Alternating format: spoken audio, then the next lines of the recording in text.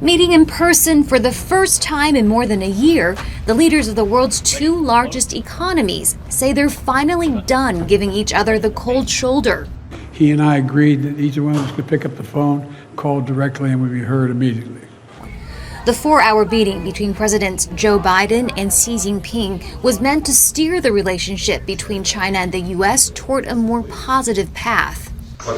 For two large countries like China and the U.S., turning their back on each other is not an option. While Xi said China was now ready to be America's partner, Biden, appearing later in a solo press conference, doubled down on calling the Chinese president a dictator. Well, look, he is. I mean, he's a dictator in the sense that he is a guy who runs a country that is a communist country that's based on a form of government totally different than ours. Biden had first called Xi a dictator in June, eliciting outrage from China.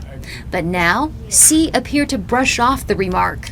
Whatever stage of development it may reach, China will never pursue hegemony or expansion and will never impose its will on others. China does not seek spheres of influence and will not fight a Cold War or a hot war with anyone.